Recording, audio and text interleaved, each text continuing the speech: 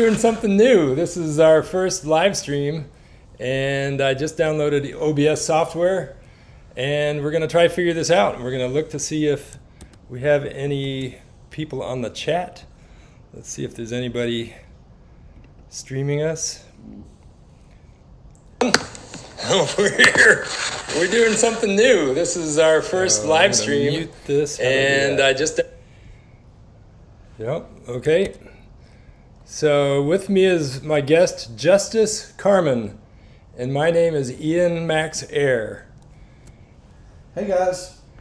And I thought I'd start off with a tour of what are we doing here? It's kind of a man cave. It doesn't look like a studio yet, but one of the future projects will be to get a pull-down green screen right here, and be like really sexy and sharp and do everything you want, right? Yeah, and then we'll have all kinds of lights and cameras. And right now we're dealing with the diffuse light from a cloudy day here in Memphis, Tennessee. And you were asking about, why don't you introduce yourself? Sure. Hi everyone, I'm Justice Carmon. I'm an original Memphian. And I went away and came back just recently. So I've been a writer and a caregiver and a minister and a lot of things, and I am working on this with Ian. I ran into Ian at church and we talked a little bit, and he said, "Hey, what do you do?" And I said, "Well, I'm writing a Christian science fiction novel." And he said, "What?" And so that sounds cool.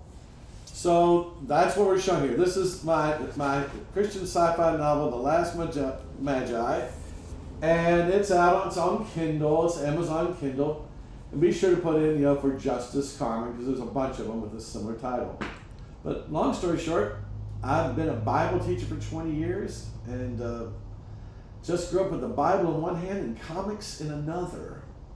And that's what made me the goofy preacher teacher that I am today. Who loves comic books. Loves comic books, grew up with Star Trek, live long and prosper, guys, and Star Wars, may the Force be with you, and all that. And I just said, wow. And long story short, I came to Jesus after some hard stuff. And I said, well, is there any way I can use this love that I have to maybe represent Christ or show Christ? And I just got the crazy idea of doing Christian science fiction. A few others have done it, and we think of C.S. Lewis immediately. Of course, a space trilogy. So, well, you mentioned Star Trek, and I just remembered my first exposure to Star Trek. So I grew up without a television except for 1 month when I was about 3. My uncle fixed a TV and gave it to us. Oh, wow. And when I was in 4th grade, I got invited to a party, and they had a 16 millimeter film strip projection of something Star Trek. And they had giveaways that were these little Star Trek super glue together toys. There was a transcend, whatever the radio thing called. Communicator.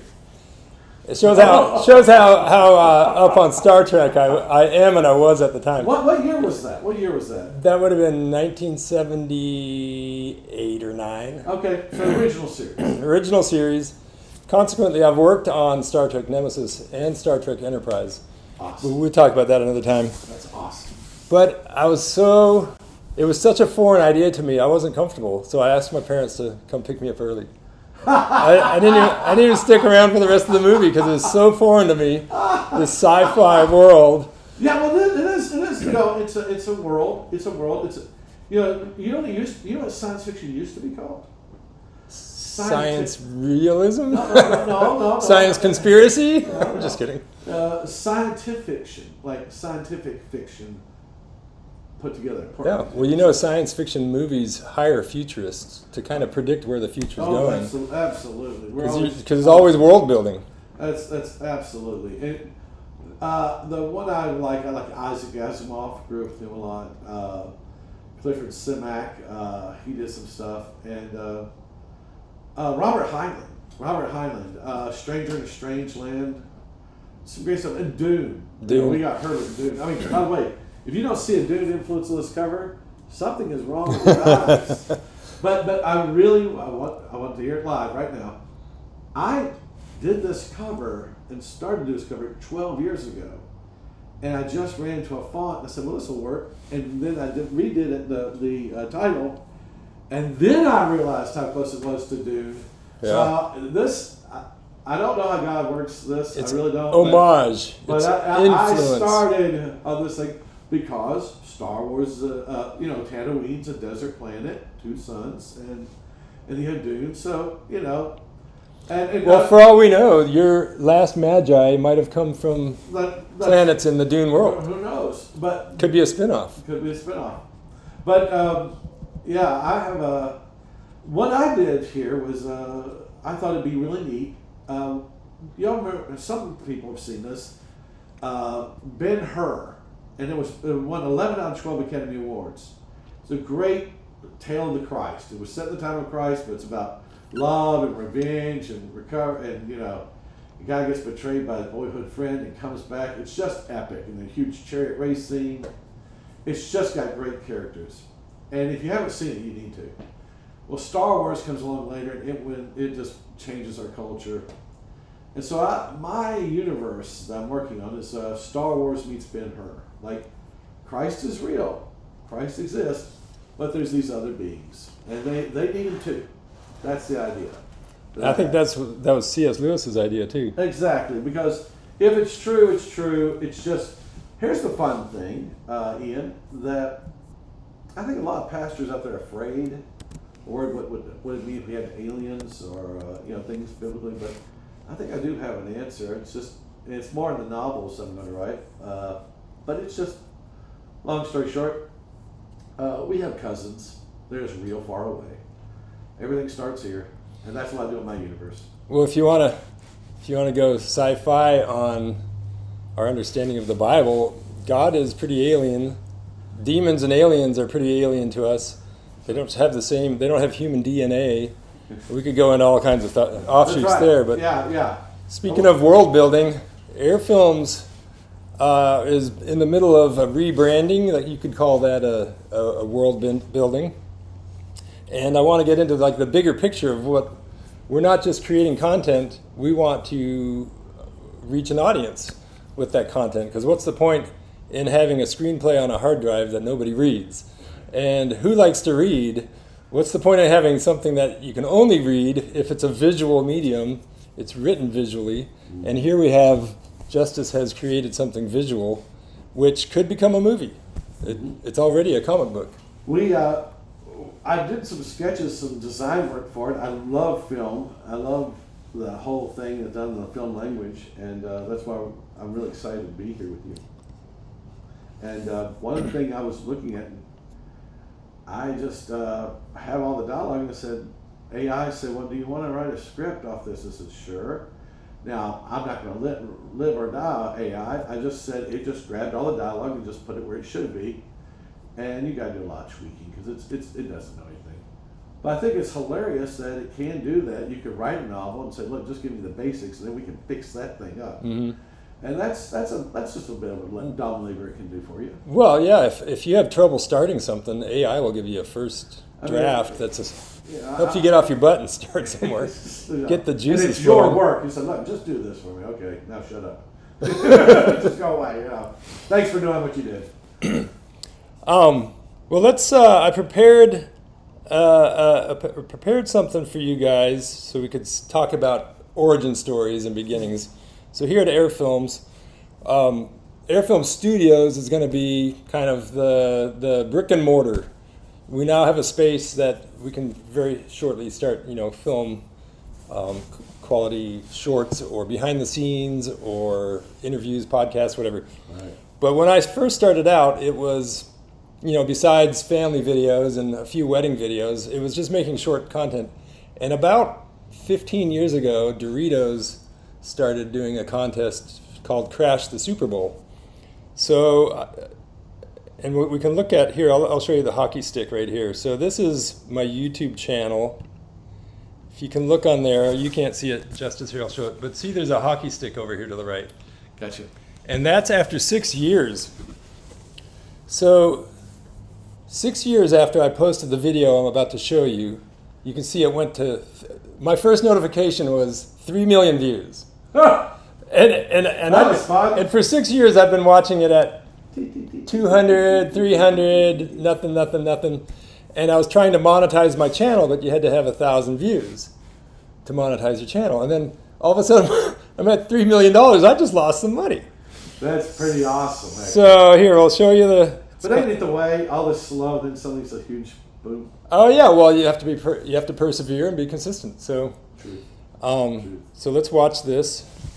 Wakey, wakey. The two fairy brought me Doritos again. Nacho cheese. Let's see. But first you have to have a chew. Yeah. Oh, actually. Be brave, Daddy. Do it. Oh, this is Do it. I got spicy sweet Doritos. Love you guys. Woo! So proud of you, Coran. Wait, my tongue. I need my tongue. Please. Let's see. But first you have to have a chew. Yeah. Oh, actually. Be brave, Daddy. Do it. Oh, this is Do it. I got spicy sweet Doritos. Love you guys. Woo! So. That's great. So That's great. that's the video that kind of put my YouTube channel on the map. And you know, like the funniest comment that somebody put under there is like, you can just go to the store and buy Doritos. But you know, in the world of Crash the Super Bowl, you know, That's pretty good. Let's- That's pretty good. let's make it as difficult as possible. And then I made those pajamas, which I think really helped sell it. That Oh, yeah. the whole family's so into Doritos, they've got their own pajamas. So then, and the link to that is in the comments already. And then I don't know if you're interested, but the stunts behind it, because I've spent decades as a stunt performer, a stunt coordinator, stunt rigger. So I made a behind the Today we're scenes going to talk for about the stunt in Be Brave Daddy, where the Be daddy Brave drops Daddy, the and computer you can monitor watch that over the now. banister and it pulls him by his tooth over the edge. Be brave, Daddy. and the link to that is in the comments already. Daddy, be brave. So the string attached to And his then I don't know tooth if you're interested, is but really stretchy. the up to 3 stunts times. behind it, because I've spent decades Empty as a out stunt the performer, monitor. a stunt It's- coordinator, it's got stunt a rigger. piece of plastic in So the I front that made looks like a the glass. behind the Today we're scenes going to talk for about the stunt in Be Brave for Daddy, where the Be daddy Brave drops Daddy, the and computer you can monitor watch that over the now. banister and it pulls him by his tooth over the edge. Be And brave, something Daddy. called a and the link to that is in the comments already. Daddy, be brave. so the string attached And then I don't know if you're interested, but the stunts behind it, because I've spent decades as a stunt performer, a stunt coordinator, stunt rigger. So I made a behind the scenes for the stunt in Be Brave Daddy, where Be Brave Daddy, and you can watch that now. pulls him by his tooth over the edge. Be brave, Daddy. And the link to that is in And then we shot a plate shot so that we could draw out the catcher rig. Did your tooth come It's out? awesome.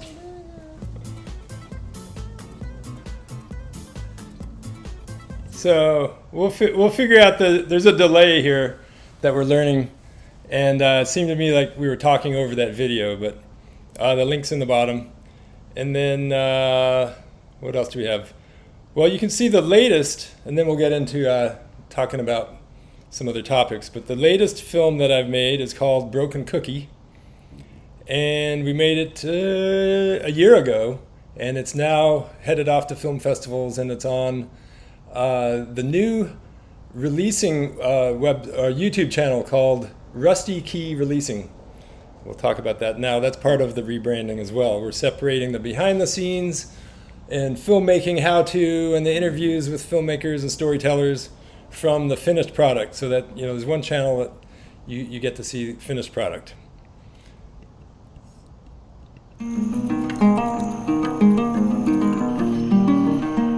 Called Rusty Key Releasing.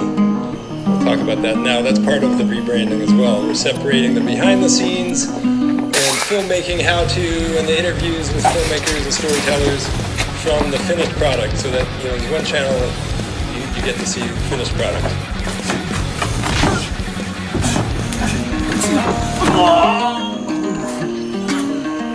Called Rusty Key Releasing. We'll talk about that now. That's part of the rebranding as well. We're separating the behind the scenes and filmmaking how-to and the interviews with filmmakers and storytellers from the finished product, so that on one channel you get to see the finished product.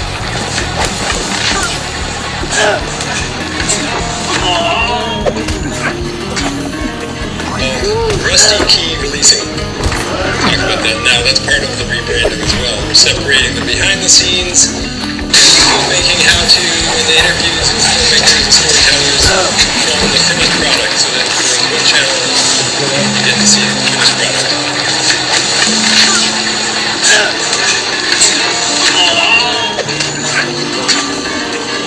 Rusty key releasing.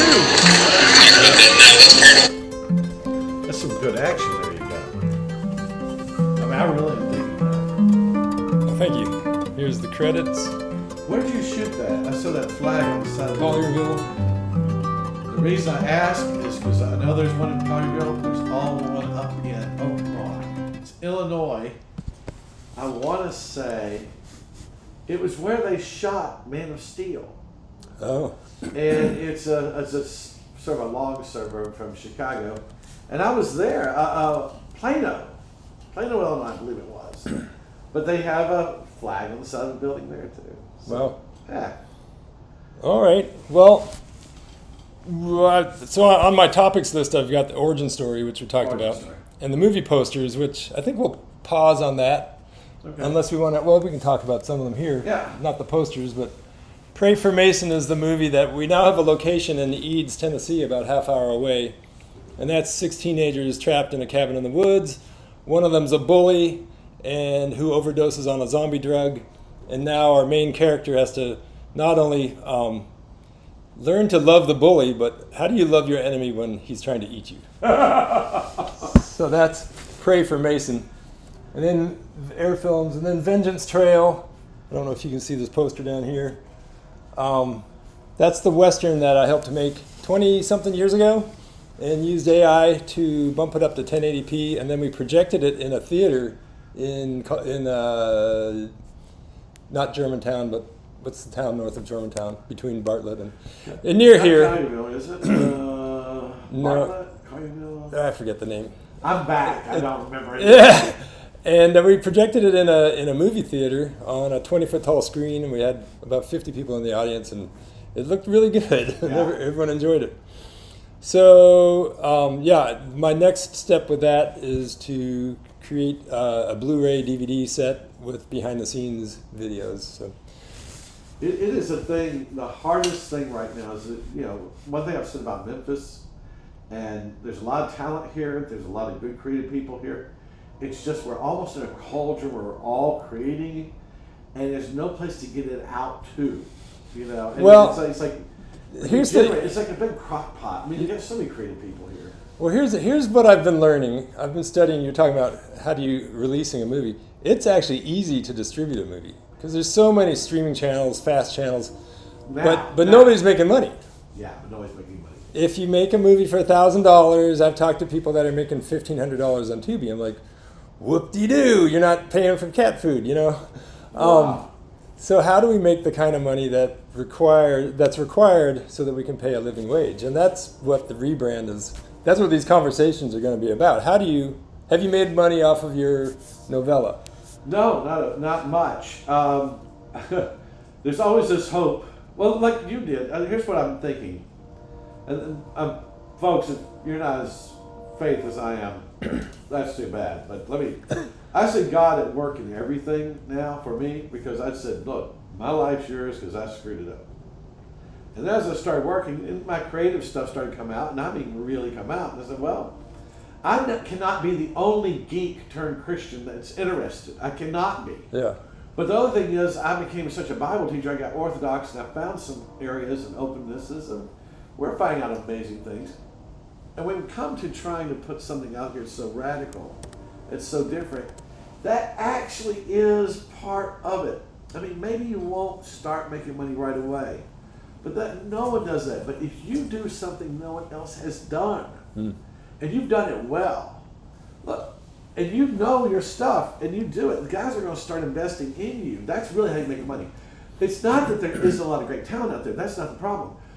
They can't work with certain people, or they can't get the people together, connected. And when you look, like, let me give Christopher Nolan is a great example. He did a film, and he was so disciplined and so kind and knew his stuff. He did that. There's no yelling on the set. And then I saw an old interview with Al Pacino. He's being interviewed about the movie he's in, Insomnia, where he's up there and he goes, it's Al Pacino, he's talking like this the entire time, And he goes, he's dressed sort of like this at back. He goes, let me tell you, the world's going to hear about Christopher Nolan. And that's right out of his mouth. When Al Pacino says the world's going to hear about this guy, and then you see each of his films with his brother so constructed, so tight, so well done. He's a disciplined creator. He knows what he's doing, and he gets up there, and it's a joy to work with because there's no craziness. I believe that everyone who's got talent and is disciplined and sticks to it, sooner or later people are going to want to invest in you, come to you, and work with you. Years ago, I met Joe Staten here in Memphis. Joe, for y'all, created E-Man. He designed Guy Gardner's costume when Guy Gardner and the other Green Lanterns came out. And he was a favorite here because he had also relatives in Mississippi. But I asked Joe at the time, and I was too immature to follow his advice, but he gave me good advice. Joe, what does it take to make it good in the comics industry? Because you had all these guys reading comics, want to break in. And a couple of my friends really did. They really got in good. He said, you got to have three things. Be on time. Be good. Be easy to work with. Now, if you have two of them, you'll get work. If you have three, you'll always have work. And so you had some, and I remember seeing his work and not being super impressed. I mean, it was good, but I liked a more realistic style, but he was such an easy man to work with.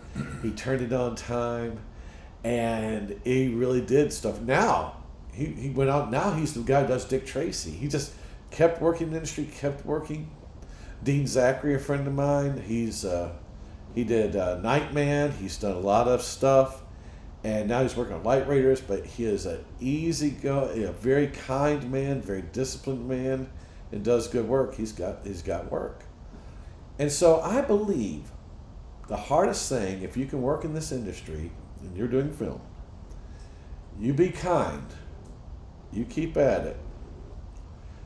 It's just a matter of time. It's just a matter of time, because everyone wants to work with a director that they can speak to, creative input, and do it. If you deliver on time and under budget, I don't care who you are, someone's going to call you for the next job. Steven Spielberg, Jaws, hilariously, way over time, way over budget, but it made so much money they forgave him. Yeah. And so do you know what the first film he did that he said, I am going to make sure I do this on time and under budget, at least on time. Do you know what the first film was? No. Raiders of the Lost Ark. Oh, really? Raiders of the Lost Ark was the first film he delivered. And did he? Yeah, he did. Whoa. And that's so what it is we want to be perfect. And really what we had to do is we had to deliver and be polite. Yeah. If we are creatives, deliberate, and are polite, people will work with us. People will say, look, I saw what you did. We'll back you up. We'll do another film. But if you're all about yourself or you're hard to work with, I mean, you may have a great vision. Who wants to work with you? Yep. And you're out. There's lots of stories. There's like, what happened to so-and-so actor? And they really are great on film, but no one wanted to deal with them as soon as the camera's off. Now, sometimes I'll back him up. If the actor's really passionate about story, really invested, they will give pushback, and they'll feel like they're being belligerent. They're not being belligerent. And here's how but the proof is that if it's a movie that they don't care too much about, they're easy to work with, and it's because they don't really care, and they're just taking a check. That's right. There is a problem. We'll speak of Henry Cavill. He's really caused trouble with Witcher, but he wasn't trying to cause trouble. He says, this is the character, you're not doing the character. And they really wanted to say, you shut up, you're the actor. He says, I'm a fan, you're not doing the character. Yeah. And so it's caused, and everyone liked Henry so much and knew what he was about. And it was clear what he was about. Yeah. It's like You don't disrespect Henry Cavill. Wherever you go, Superman, we're with you. He's owned the character. Because they knew he's such a gracious man and a good man. Yeah. And so that's being above reproach, having character, that's integrity. Right. That's right. You've got to have that. I think story. Robert McKee wrote a book called Story, and it's my mantra too. Story. If you can't tell a good story, just that. Well, it's got great visuals. Yeah, so is a commercial, and that's fine. That's good. But it's a story. But even in your commercial, you tell a story. Oh, there's a story. There's a story in a 15-second whatever. A fight scene has all the beats of a good fight scene has all the beats of story. Yes, it does. And here's one. World said this was years ago. A lot of writers were in South America because it was cheaper to live there. And come on, I'm pulling a blank right now. Hemingway is sitting with them at a table, and he says, "Write a tragedy." This was the challenge. Write a tragedy in 6 words. And Hemingway did it. And they said, "You just won." They paid for his bill and everything. Did he do it on the spot? On the spot. All right, so a good writer goes these places. It's terrible. So here it is. Here's his tragedy. He wrote 6 words. For sale. Baby shoes. Never worn. Oh. Wow. I worked a little bit in advertising. Yeah. And in the 90s, and I was working with a very difficult man who owned all the billboards. At the time, Regis, Philbin, and Kathie Lee Gifford, it was all brand new. It was brand new. This 9 o'clock, the morning show. And I just turned to someone and said, "What do you like about the show?" They said, "Oh, it's unpredictable." Yeah. And I said, "Yeah, you didn't know what they were going to do, right? Excellent." So the billboard, to advertise it, and you know this, you're driving along, 50 miles an hour, 60. Don't put a lot on a billboard. Very short. Put one word. Unpredictable. Yeah. But the E was upside down at the end. Oh, okay. In period. So unpredictable. Yeah. And that was it. They looked at it. Mine was actually reversed. They said, "Let's make it upside down." I says, "No, that's a good change because you got to really be able to see it." Some may have dyslexia and not catch it. But anyway, they put that billboard up right away and says, "That's good." And they launched it. Wait, that was your idea? Uh-huh. Oh. So my point is, and I talk too much, but I want to be brief in paper because there's so much power. There's so much power. There's so much power in air in film. There's one scene in Casablanca where she spends 26 seconds and they're just focused on her face. And she comes up, "Play it for me, Sam." I don't know. It says, "I'll hum it for you." And so he just starts singing, "You must remember this. A kiss is but a kiss. A sigh is but a sigh." And they just focus on her face. Now there's a video YouTube channel I'm pulling this from, so this is not my original. Yeah. But he shows that 26 seconds, that actress just looking here, she's thinking about, she's just a great actress.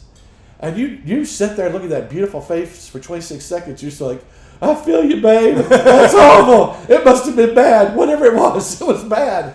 And that's what we want. Yeah. There's a line in Conan the Barbarian. I love this. It's a great line, and this is why we go to film, okay? This is why we love film. This is why we love what you do, Ian, okay? Here's the line. Spoiler alert, someone dies, and Conan is standing there stoically at their funeral pyre. And it's his girlfriend, and it's heroic, but anyway, the wizard looks at this guy, his companion, he's crying, and Conan's not. And he says to him, "It is his woman who died. Why are you crying?" He looks up and says, "Here's Conan, a Sumerian. He cannot cry, so I cry for him." And they're like, right in the feels. I can sit in a theater. And watch a film. And they're going through the exact same thing I'm going through. And I am crying for them or I'm cheering for them. I have to be stoic. They don't. I get to release my emotions now. It's safe. But I said, "I know what you're going through. And so film in the darkened theater at times for some of us is our chance to know we're not alone. And it's sort of sad, but it's true. It's a fallen world. It's why we need to see movies with others. All right, tell me if this is true, Ian. You laugh harder at a comedy with no one around you, or your buddies are with you. Yeah. You laugh your Same with the horror. but you laugh your tail off. Yeah. I mean, I will laugh harder because we're all in the same zeitgeist or this feeling at that moment or whatever you want to call it, but it's just a moment. And you get that moment. I like watching film reactions now on YouTube. I love watching them. Oh, yeah. This is People watching. one of my favorites. Yeah. It's The Thing. And it's an old film, but it's well done. It really holds up well, okay? And it's Rob Bottin's earliest thing, and he was going crazy with his effects. Now, This is the one that starts off in the North snow. Pole or whatever. Yeah, So- and they find this alien, and this alien's metamorph, and all sorts of terrible things happen. And it's not suitable for anyone under the age of 50, so don't watch it. If you've been through horrible life, though, okay, maybe at 20 or 30, but still, don't let kids see it. It's visceral. But it is scientific, it's logical, and it's scary. And it's really horrifying. Oh. And it's got some great things in it. But what I love is in one of the reaction shots, the guy said, they're sitting there, these four guys are sitting there. He says, all right, so this is an older movie, it's supposed to be real good, we're going to watch this now. And one guy's sitting there like this. And he says, now Bob's seen this, but he's not told us anything. He goes, nah, you just got to see it. and Bob is He's now, watching them. And they're sitting there going, they're getting all horrible. And Bob's going like, yeah. Because he's laughing because he's already been there. Yeah. And he's like the grandfather laughing at the kids playing with the skunk. Says, you have no idea what's going to happen, kid. Leave the skunk alone. Well, you know. Well, what you said about something being funny if others find it funny. Yeah. It's also funny if they don't find it funny. Yeah. Because sometimes that can just set you off and you're like, I think it's funny. Funny is, the hardest thing to also explain after all the things we've gone through in our culture recently is that humor is not always mockery. If, as a matter of fact, you're so hard-hearted you think someone's laughing, it's always mockery. Sometimes that's the way we process pain. In fact, it very much is. Well, talk to anyone who's a paramedic. They have got a sense of humor. They have to deal with that every day. It's sort of a dark humor, but it's so horrible we have to make a joke of it. Yeah. It's the Jewish to people. release the stress It's hormone. the Jewish people who made the. I remember Hogan's Hero was coming on about a concentration camp, and I turned it off. I was so offended. Don't you make a joke of concentration camps?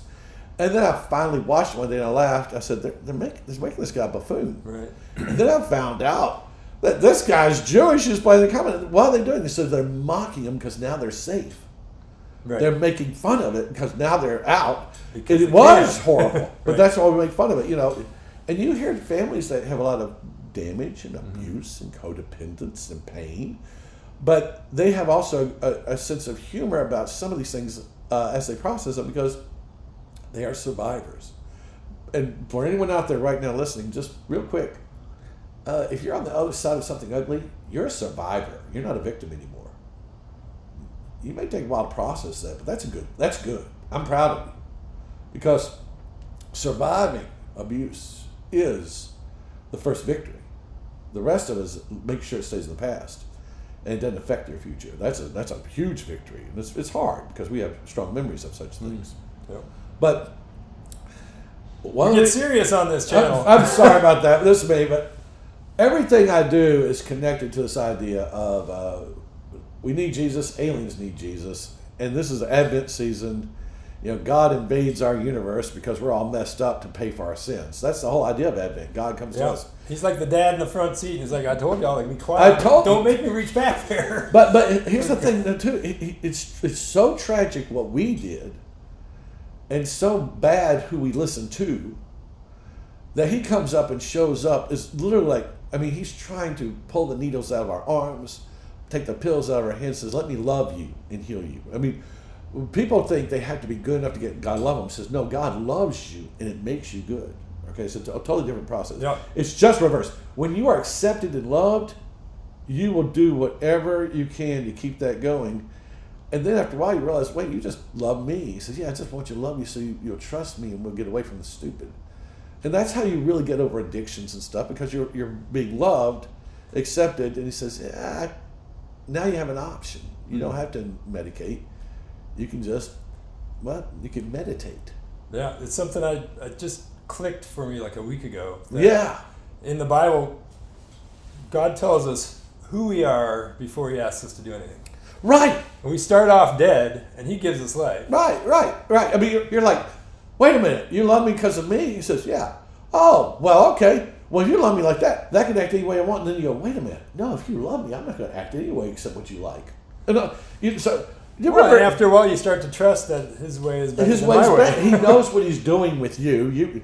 I need to do this. That's all preaching. How do you put it in the story? But okay, that's the best. The worst part of our preaching, literally the worst part, is we are still preaching without telling the story, so people will. Preaching is supposed to be for you, not against you. Anyone who stands up in the pulpit, literally stands up in the pulpit and says, "You need to do better," is a heretic. I need to grab him and throw him out. Mm-hmm. He says, "You need to know Jesus better and let him work in you more." That man I love, because we're all so messed up. We need a lot more Jesus than we thought we needed. Yeah, I just need a little help. And he said, one pastor I knew, Ed Berlin at Second Press, lovely man, California guy too, lovely guy. He said, I said, "Ed, you're such a nice guy." He says, "Justice, the older I get, the bigger the cross gets." You know, he just knows he needed more and more help. But I think I have discovered that story is accessible to everyone, any creed, and we all need a savior. We just don't know it yet. Well, think about story structure in any movie made by anyone. At the end of Act 2, you have a death, something dies. At the beginning of Act 3, you have a resurrection. You gotta have it. because here's the thing. We all know this. If I did a story where I didn't have anything bad happen, you'd say, "Why are we watching a Hallmark channel?" What is this? I'm not a soccer mom. Here's another fun thing. I want to share this. There's a movie, and as good as it gets, Jack Nicholson is sitting across the table from Helen Hunt. He's offended her, and she says, "I need to compliment Melvin now." And he goes on to talking about how he hates pills, but he takes it. He takes this pill, and she says, "I don't understand what that has to do with me, Melvin, because he's very selfish and such." And he says, "When you said what you said, I started taking the pill. I still don't understand. You make me want to be a better man." All right. That was... And she goes... That whole build-up was just for that one part. "That is the greatest compliment I've ever had. You make me want to be a better man." Because nothing wanted him. He had no reason, or he had made no he effort was to be never going to do it. But and I'll say this: the love of God, the love in Jesus, the love I found in Him, from some good teachers who pointed out, no, it's about being in love. It's not about being right. If you're in love, you'll be made right. Okay, just be in love with the right things, and we'll do anything for someone we love and who loves us. We'll do anything for that person. You love your wife. You love your kid. You get up at 2 a.m. when they're wah, wah, wah, change their diaper because you love them, not because they're performing well, because you love them. When we accept that, we do well. Now that I have to know that because in a writer, okay, the villain is actually a good guy who's unloved or has missed love. He wanted to get it, and it makes him villainous. He's got every other qualities right. Dr. Doom, the only thing right in his origins, his father dies to save his life. He wraps himself in him. And I wrote a brief, like 6 or 8 scenes. If I could do the Fantastic Four screenplay, I'd have this thing solved. Vader, Darth Vader, or any villain that I can think of. There's this point where they did not get loved where they should, and they turns negative, bad. And we've experienced this in our lives. And so good story has to touch with love, unlove, the conflict, the drama, and what is the resolution? And of course, where you end that story, that's the story you tell. Every character has a need, and it takes them most of the movie to admit they have a need, right? That's right. Oh, and John Wick, these guys were not filmmakers. They were stunt coordinators and such, right? They were result from the Matrix guys, I've right? worked with a lot of them. Yeah, wonderful guys. They did this. They were the smartest guys. They said, we're going to make a simple action movie. And then they did the coins in there, and the assassins, and all the clues are there, but they kept it really simple, but that made it elegant. And then they did a little fun with the structure, like, wait a minute, you killed the guy, so it's, no, we're not done yet. This is not the full story. And I just applaud those men 100% for how they did it. Because they said, we're just going to keep it real simple, real straightforward. But I went and saw that movie, Ian. I went and see it blind. I had no idea what it was about. Yeah. That was the best way. Yeah. And we're sitting in there, me and my buddy. And we're sitting there, and he goes, and the Russian guy says, like, I heard you hit my son. And he goes, Legazama is just awesome. Yes, sir, I did. May I ask why? And it's implied, before I come and kill you for doing such a impertinent thing. It's just all in tone. It's all in tone. It's all in the subtext. And he says, yes, sir, because he stole John Wick's car and killed his dog. I'm like, now we know why I'm laughing. And the guy says, oh. And he hangs up, and I turned my mind and said, this is gonna be good. I mean, the Russian mob goes, oh, I got it. Okay, yeah, sure. I probably would have done the same thing. I mean, the subtext is, Yeah. okay. That's all I needed. And then he's calling John, says, let's not resort to our baser instincts. He's like, please don't come and kill me in my terrorization. And then when the son comes in, he goes, nobody, that effing nobody. And he goes, that effing nobody was John Wick. What is he, like the boogeyman? And he says these words, and we're laughing already. He says, well, sort of. Not exactly. No, he says, not exactly. He's the one you send to kill the effing boogeyman. That's when the guy goes, oh. It's like right then. The setups are so perfect. And we do these cut scenes over to John just smashing and smashing and smashing. And when you watch the movie a second time, you're waiting for those moments again. And then they come, their son says, this is going to be something. But he didn't. Because what it was John was tender-hearted. And he had a very tender heart, but he had a hard warrior heart. And she brought this love to him, and he says to the girl at the bar, he says flatly to her, oh, much better than I deserve. It's really good. Now I want to say something that's very biblical about John Wick. It's a very Christian movie. And he says, what? He says, it's King David. Everyone John Wick kills is a killer. It's like King David against the Philistines and Goliath of Gath. It's very Old Testament. John is not. He's not a murderer. He's an assassin. Right? He's paid. But the people he kills after he meets her and knows what love is, they are killers. And then he's very respectful of the rules still. And kind of the one time he violates it, he pays the price. And at the very end, he pays to save another man's life. Not to wish one, but he does a lot. That's right. Mm-hmm.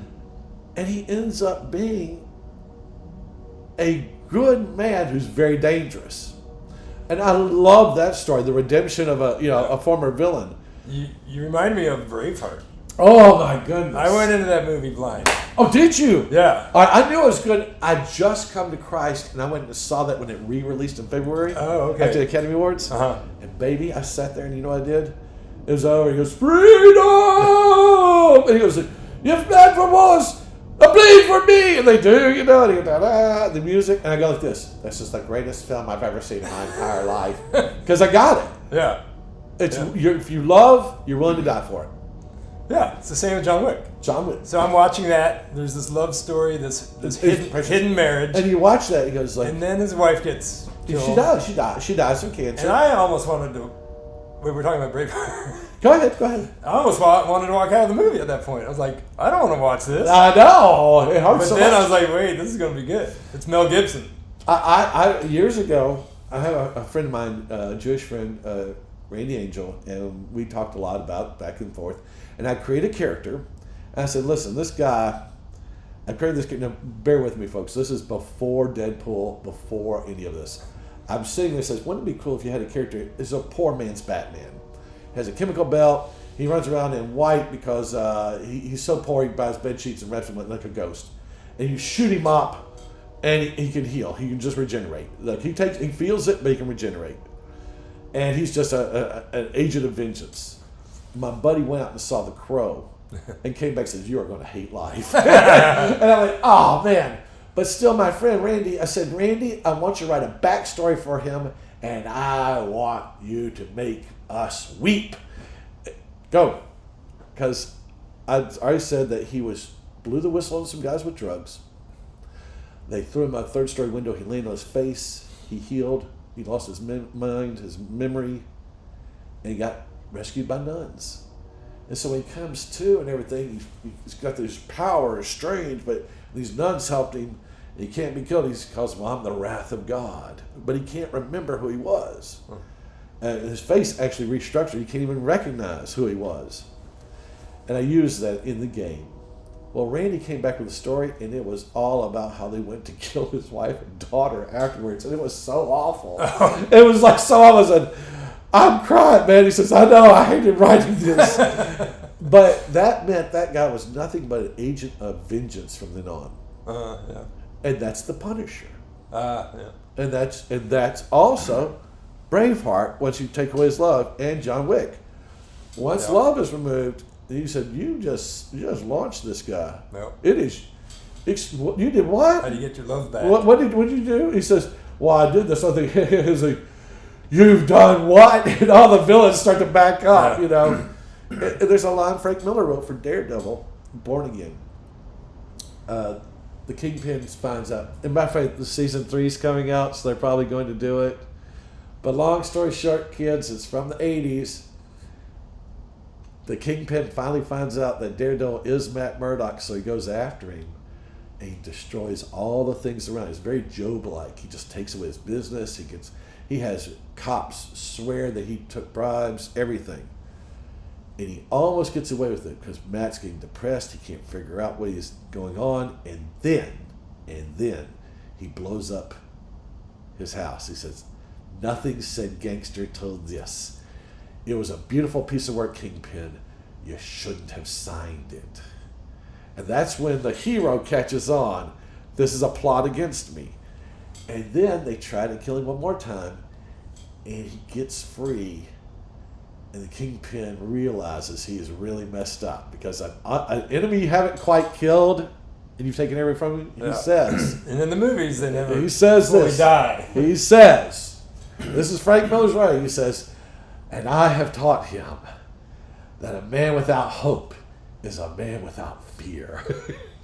And that's Daredevil, a man without fear. He's like, "I have messed up. This man is not dead, and he's got nothing to lose." Yeah, created a monster. Well, let's wrap this up. We can talk forever. Okay. Oh, yeah. But what I want to project into the future, we want to strategize Yes. not only a financial ROI so that we can continue the process and make another, because movies are expensive and graphic novels. It's $50,000 to do the art for graphic novel. Well, if you do it yourself, Give or take, yeah. it only costs you $10,000 in food stamps. That's called bartering. But there's also, besides the financial ROI is return on investment. Yeah. That's what So, an investor typically wants a return on his investment. He wants to make 20% over what he put in. Because it's going to take years usually for a movie to make money. But there's other reasons to spend money, to invest. Sometimes there's a social cause or a spiritual return on investment. So, or a kingdom of God-minded mentality, mindset. Because movie theaters are church for most people. It really is. And every movie, no matter who writes it, has a worldview. And in general, truth is absolute, and truth will come out. There's truth in probably every movie. Some movies are more truthful than others. But when the lights go down, we're willing to go on a ride with a storyteller. So, and we can see things in the story. I think we can see things in the story. C.S. Lewis said the reason he did the Chronicles of Narnia, he says, I want to get past the watchful dragons. So if I used a fairy tale, people would listen. And when you look at Lord of the Rings, by the way, we wouldn't have Lord of the Rings if it wasn't for C.S. Lewis's encouragement. I mean, Tolkien said so. One of the things that God, I believe, really wants, the creator of the universe, wants us to recognize a story and tell it. And if it's a negative story, tell the negative story. It doesn't. Authentically. It doesn't. If it's got darkness, it's got darkness. That is just it is. But Jesus told stories because he wanted people to hear and understand, and we understand cause and effect. We know how people. Here's the one thing: you can't really cheat with the story. I'm sitting there. You got a 5-year-old kid, 6-year-old kid says, "No, that's wrong. That should have, that kid will catch it." My Teenagers teenagers are like, that's no. It was good to this point. What happened? Did you find out they edited it? They changed it. I mean, I'm sitting there watching a movie. I won't tell you which one, but I said, there's something wrong with that ending. I don't think that's right. It wasn't the original ending. Found out later. And so you know how setup works. We know payoff. We know growth. One thing we noticed in crowdfunding and others, sometimes people say, I love what you're trying to do. Here's some money to get you through it. And if you get down to scholars and universities, that's exactly how they work. It takes a lot of investing for them to finally start to turn around and return. Film is like that. But film, once it's done, it lives. Yeah. And here's another thing. You can show film to anybody, a kid, depending on subject matter, of course. But I used to show film, DVDs of Matthew, the book of Matthew, done just word for word, acted out in the jail. Because reading the Bible is very religious, but I said, guys, just watch this. And their actor portraying Jesus was Bruce Marciano. He did a great job. It's a fun, but what got me is the story structure was there, and everyone got it. And the men would walk out there and said, thank you, because they could see and perceive and get all this. Couldn't get from a pulpit. Right. And that's just one example. Yep. But that's the power of story. So what's next? For me... What are you writing now, and what's your... I have a nonfiction review that I'm thinking of doing. It's called, there's a couple. John, the Gospel of an Addict. I believe John was basically a very, very damaged man. Scripture points to that. Jesus said so. And that he would have been an addict today. And so I think it's very powerful to understand that these men were not here when they started. They were here. Yep. But God changed them. The other one is C.S. Lewis, about all the labors he did, taking care of his family and such. His adoptive family, his mother, which was actually Janie Moore. But on this is just a small prelude to a 3-volume set called The Future King. Whereas astronauts in the 70s, investigating Skylab, find a starship left in orbit, and they end up going to an alien culture and captured by the bad guys. And they brought a Bible with them for good luck. And it changes their culture. It changes everything. The alien planet. Alien planet, yeah, because they get made gladiators. It's very much been hers. Like, they get made gladiators. Well, one of them does. And the others get abused and modified and all this because we have a villain. And it's called The Future King. And it's supposed to be coming out one more volume next year. And the next, I'm just as fast as I can figure it out. Yeah. And it's based here in Memphis. Yeah. I write what you know. So I start with Memphis in the 70s and work through the 80s. So it's a little retro. Okay. And I've heard of a modification of write what you know, and that is write what you're interested in. That's true. And then as far as Eyre Films, I'm experimenting with a donation model. So there's a link below if you're interested in buying us a cup of coffee or a light bulb. And then next week I hope to put my Western on YouTube on the Rusty Key Releasing channel for free until the Blu-ray DVD set gets released. So there'll be a window for audience growth for a free Western. Westerns are good, aren't they? Oh, yeah, I mean, there's your morality tale and let's see if I can get my... Here we go. Thank you for joining us. And